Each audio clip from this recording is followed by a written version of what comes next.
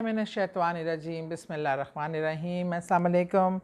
मैं हूँ सादिया सुहेल, आपकी दोस्त, आपकी हमदर्द। आज हम आए हैं एक नए वजीफ़े के साथ।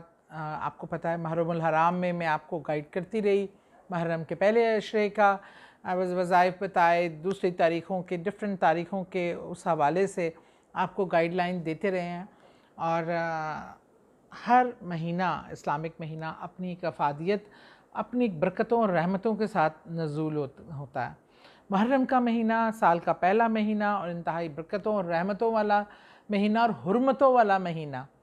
तो इस महीने का ख़ास मकाम है, इसके आने के भी प्रोटोकॉल हैं, इसके जाने के भी प्रोटोकॉल हैं, और वाक़या करबला के बाद इसकी अहमियत से तो कोई इनकार ही नहीं कर सकता।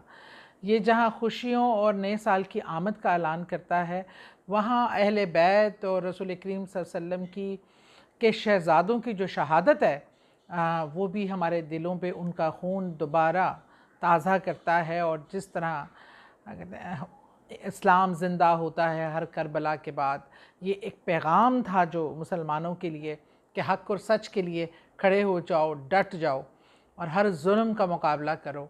और ये अहले बैत ने, रसूल करीम सल्लल्लाहु अलैहि वसल्लम के शहज़ादों और शहज़ादियों ने अपनी जानों के नजराने देकर ये पैगाम इस्लाम को दोबारा नई सूरत दी और नई ज़िंदगी दी। सो आएँ अब ये, क्योंकि मुहर्रम का महीना अलविदा की तरफ जा रहा है, तो क्यों ना हम इस महीने को बहुत ही मोहब्बतों के साथ और ख़ूबसूरती के साथ विदा करें।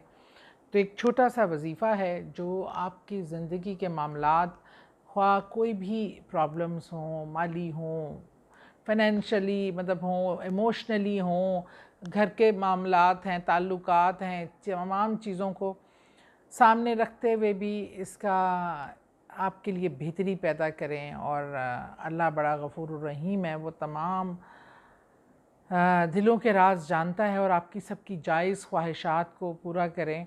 तो इसके लिए एक बहुत छोटा सा आम सा वजीफ़ा है। ये है कि एक छोटी सी दुआ है। इसमें आपने किसी भी नमाज के बाद कोई भी मुनासिब वक्त देखकर, नमाज के बाद ज़रा अफजलियत इसलिए रहती है जब आप वज़ू में होते हैं, नमाज की हालत से अल्लाह के साथ हम सामने हाज़िर होते हैं, उसके बाद जा नमाज पे बैठ के जो अमल करते हैं उसकी इफ़ादियत एक आम सूरत में बैठने से करने से बहुत ज़्यादा, क्योंकि आप हाज़िरी की उस दरबार में हाज़िर होते हैं, तो उस हाज़िरी के दौरान जो आप दुआ मांगते हैं तो उसकी अहमियत और उसकी अफादियत बढ़ जाती है। इसलिए मैं अक्सर आपको जो वज़ाइफ़ और दुआएं बताती हूँ उसमें मैं आपको ये दरख्वास्त करती हूँ कि उसमें आप ज़रूर नमाज के साथ या जा नमाज से मुंसलिक करने की कोशिश करती हूँ। तो ये आपने एक बार ही पढ़नी है और इंशाअल्लाह ताला इसके बाद अल्लाह ने चाहा आपने इसको सर पे ऐसे हाथ रख कर, जैसे हम अपने मसाइब और उसको बैठ कर आपने ये दुआ पढ़नी है। हस्बनल्लाह व नेमुल वकील। हस्बनल्लाह व नेमुल वकील को तो वैसे भी हम वर्द करते हैं, और अय्या का नाबद व अय्या का नस्ताईन। हस्बनल्लाह व नेमुल वकील, मैंने अपना रब तुझे अपना वकील मुकर्रर किया। अपने तमाम मसाइब के लिए अपने रब को, जिसका वकील हो उसको कोई क्या बिगाड़ सकता है। अय्या का नाबद व अय्या का नस्ताईन, अल्लाह हमें सीधा रास्ता दिखा और हम तुझसे ही मदद मांगते हैं, तू वाहिद है और हम तुझसे ही मदद मांगते हैं। ये नारा तो बहुत ही खूबसूरत, इय्याका नअबुदु व इय्याका नस्ताईन, हम तेरी राह पे चलते हैं और तुझसे ही सीधे रास्ते की हदायत मांगते हैं।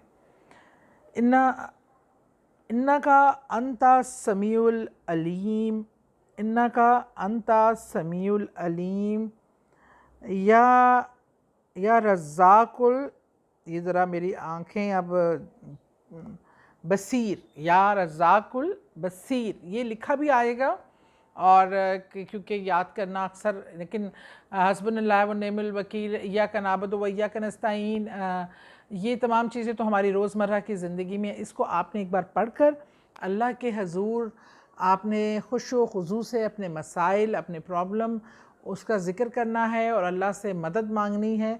वैसे भी आप तस्बीहात में भी ये रवानगी से पढ़ सकते हैं, इसको अपना मामूल बना सकते हैं, लेकिन मुहर्रम के आखिरी हफ्ते का ये एक प्रोटोकॉल है, एक ख़ास वजीफ़ा है, एक ख़ास दुआ है जिसको इस तरीके से मांगने का कहा गया है।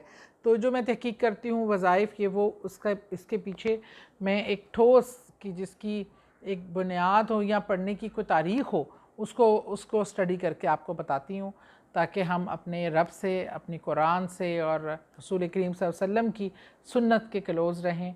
दुआओं में याद रखिएगा। बहुत शुक्रिया।